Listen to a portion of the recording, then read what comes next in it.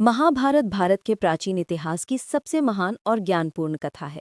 ये केवल युद्ध की कहानी नहीं, बल्कि धर्म, न्याय, त्याग, अहंकार और सत्य के संघर्ष की गाथा है। कहानी शुरू होती है हस्तिनापुर के राजा शंतनु से। शंतनु गंगा से विवाह करते हैं, जिनसे देवव्रत नामक पुत्र पैदा होता है। बाद में शंतनु सत्यवती से विवाह करना चाहते हैं, पर सत्यवती के पिता की शर्त होती है कि उनका पुत्र ही राजा बने। तब देवव्रत अपने पिता के प्रेम के लिए राजगद्दी छोड़ देते हैं और आजीवन ब्रह्मचर्य का व्रत लेते हैं। इसी कारण वे भीष्म कहलाए। सत्यवती के दो पुत्र होते हैं, चित्रांगद और विचित्रवीर्य। दोनों की मृत्यु के बाद हस्तिनापुर के वंश को आगे बढ़ाने के लिए व्यास ऋषि द्वारा सत्यवती की पुत्र वधुओं से 3 पुत्र होते हैं, धृतराष्ट्र, पांडु और विदुर। धृतराष्ट्र जन्म से अंधे थे, इसलिए राजगद्दी पांडु को दी गई।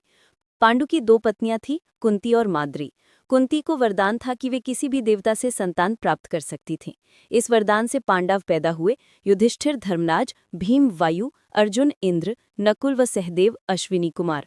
दूसरी ओर धृतराष्ट्र के 100 पुत्र हुए, जिनमें सबसे बड़ा था दुर्योधन। पांडव अपने गुणों के कारण जनता में अधिक प्रिय थे, जिससे दुर्योधन के मन में ईर्ष्या और क्रोध भर गया। दुर्योधन और उसके मामा शकुनी ने मिलकर पांडवों को समाप्त करने के कई प्रयास किए, जिनमें लाक्षागृह जैसी घटनाएं शामिल थीं, पर पांडव बच निकले। बाद में द्रौपदी का स्वयंवर हुआ, जिसमें अर्जुन ने मछली की आंख भेद कर द्रौपदी का वरण किया।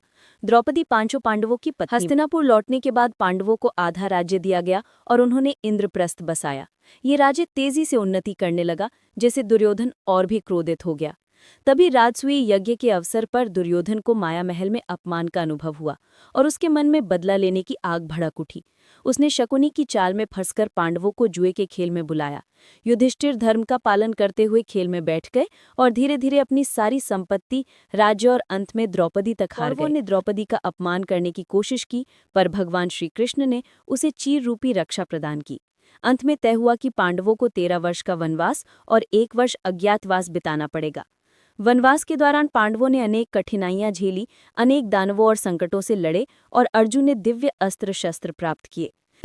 अज्ञातवास के बाद पांडव लौटे और शांति से अपना राज्य मांगा, पर दुर्योधन ने एक सुई की नोक जितनी जमीन देने से भी इनकार कर दिया। युद्ध अब अनिवार्य था।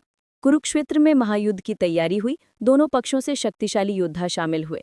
भीष्म, द्रोणाचार्य, कर्ण, अश्वत्थामा कौरवों की ओर और श्रीकृष्ण के मार्गदर्शन में अर्जुन, भीम, युधिष्ठिर, सहदेव, नकुल और कई वीर पांडवों की ओर से लड़े।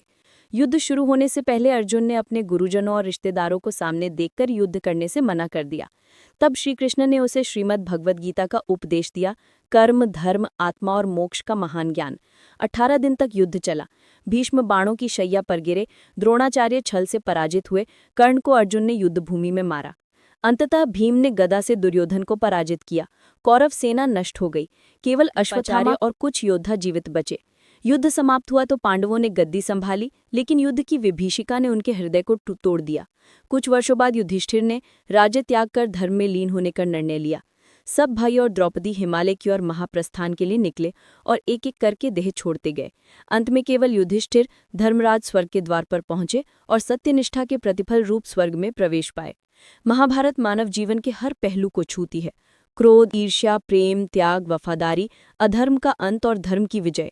ये बताती है कि अंत में सत्य और न्याय की ही जीत होती है, भले ही उसके लिए कितना भी संघर्ष क्यों न करना पड़े।